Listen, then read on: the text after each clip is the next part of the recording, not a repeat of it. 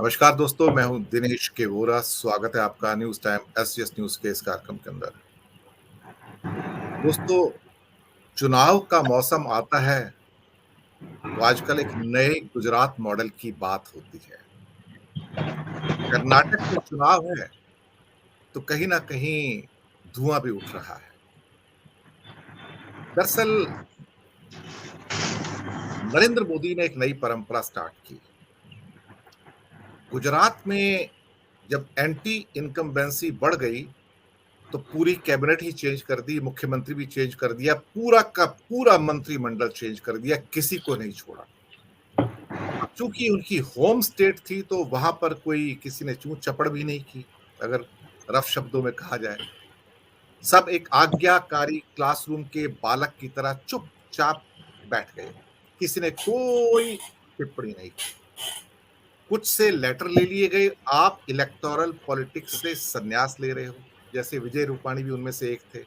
वो भी हाथ जोड़ के लेटर लिख के चले गए, एक आज्ञाकारी बालक की तरह, एक क्लासरूम के। पर जरूरी नहीं कि वो मॉडल हर जगह चल जाए। ये मॉडल का एक हिस्सा था, और दूसरे मॉडल का हिस्सा ये था कि पिछले कुछ समय से चला आ रहा था कि जैसे ही आप 74-75 साल के होते हैं तो आपसे कहा जाता है कि अब आपकी राजनीतिक जिंदगी का दी एंड है, अब आप हमारे मार्गदर्शक मंडल में चले जाओ।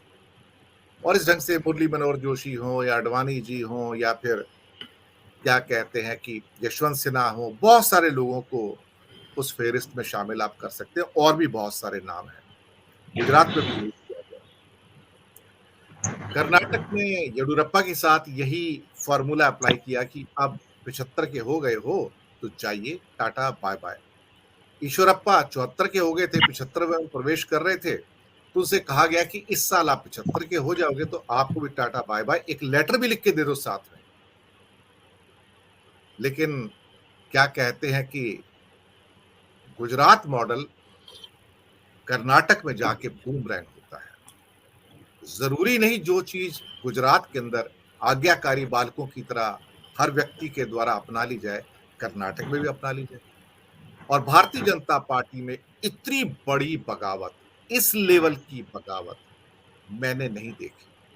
हालात ऐसे हो गए दर्शक मित्रों की, 2-3 दिन पहले जब दिल्ली में येडुरप्पा अपनी लिस्ट देकर आए थे, और 2 लिस्टें और थी अमित शाह और नरेंद्र मोदी के पास, और नाराजगी थी येडुरप्पा की, यही लिस्ट है जिसको आप अप्रूव करना है, अदरवाइज कर्नाटक में बहुत बवाल होगा। बवाल हुआ, मैं आपको बताऊं, एक एक करके नाम थे।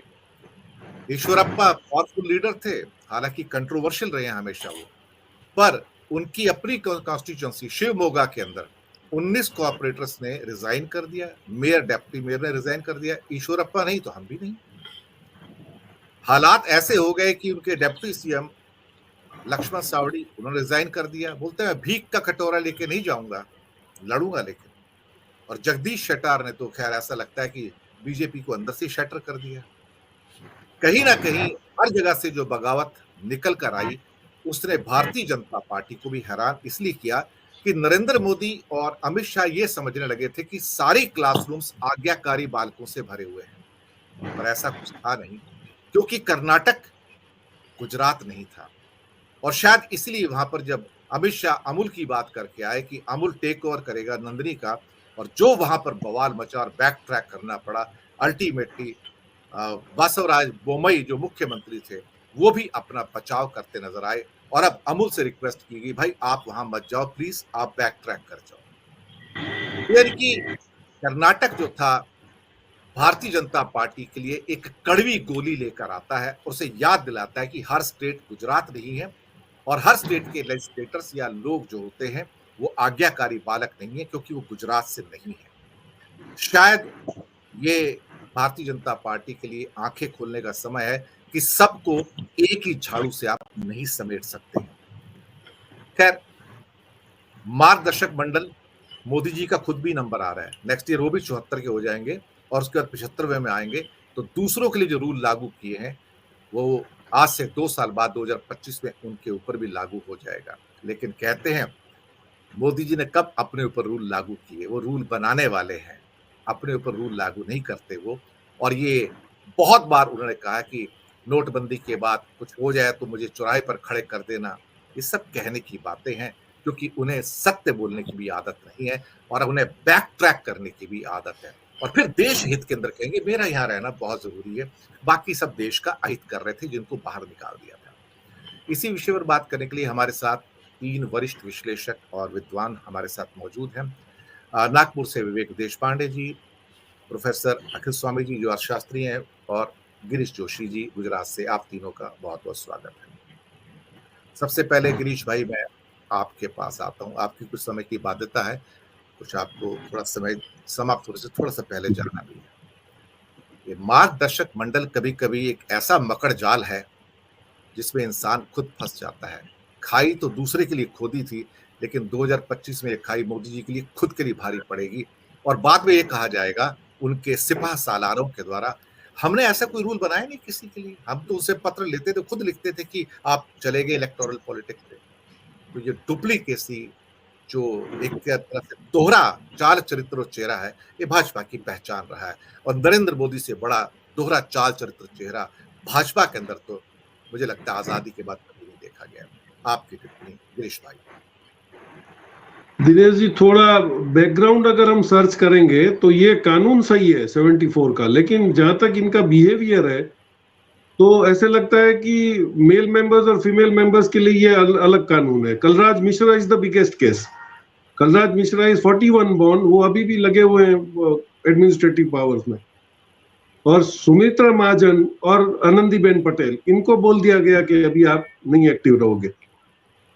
तो ये समझ में नहीं आ रहा है कि वो कलराज मिश्रा का बेस पॉइंट लेके ऐसे बोले कि नहीं, आदमी तो 80 साल तक काम कर सकता है, तो शायद मोदी जी को ये एक्सटेंशन दे दिया जाए। तो पॉसिबल है कि मार्गदर्शन मंडल में वो न भी जाएं। और अभी की जो स्थिति है उससे तो नहीं लगता है कि अभी उन्होंने ऐसा इतना बड़ा अपने आप को स्ट्रेचर बड़ा कर लिया है कि ऐसे लगता है कि भाजपा तो मोदी के बगैर सर्वाइव कर ही नहीं पाएगी।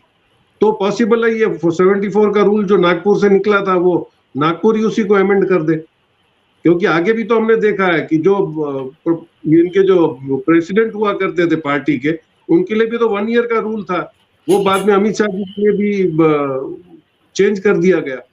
तो ऐसा हार्ड एंड फास्ट नहीं है, इनके पास अपने पार्टी के रूल्स है दैट कैन बी अमेंडेड। इनका ये कोऑपरेटिव सोसाइटी है, इसमें ज्यादा मेंबर्स एग्री कर लेंगे तो वो किसी वक्त भी अमेंड हो सकता है। This is not a constitution. तो मैं नहीं समझता हूँ कि ये इतना इजीली ये छोड़ देंगे, लेकिन पॉसिबल है कि शायद ये ऐसे बोलें कि भाई मेल मेंबर्स के लिए एप्लीकेबल नहीं है, ओनली फीमेल मेंबर्स के लिए है। दिनेश जी जी, आपको लगता है कि मोदी जी मार्गदर्शक मंडल में जाएंगे जैसे उन्होंने ईश्वरप्पा से कहा, येडियुरप्पा से कहा, कभी खुद से भी कहेंगे?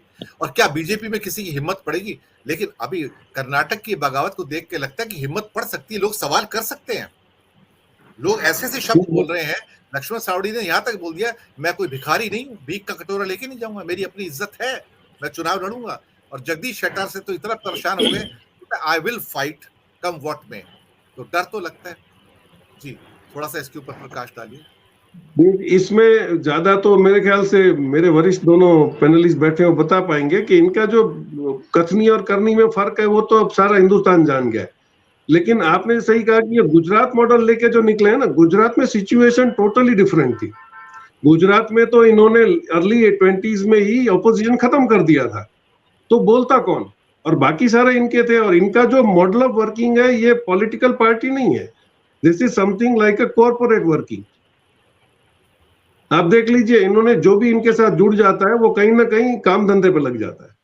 तो ऑब्वियस है कि वो अपना काम धंधा बचाने के चक्कर में जी जान से लग जाता है। लेकिन ये पोजीशन सारे स्टेट्स में नहीं है, क्योंकि वहां पे भी आज कर्नाटक की सिचुएशन तो ये कि वो खुद जानते हैं कि हम कैसे पावर में बैठे, तो वो तो एक्सपेक्टेड था कि वहां पे रिपरकेशंस तो आएंगे। और ये हो गया कि ये तो सिचुएशन ऐसी हो गई कि कोई भी कॉर्पोरेट अपनी हाथ गाड़ी पे लेके ही अपना बिजनेस चलता है। वेदांते को बोल दिया महाराष्ट्र से लेके गुजरात में चले जाओ, अमूल वाले को बोल दिया चलो इलेक्शन है कर्नाटक में चले जाओ, तो ये कैसे चलेगा?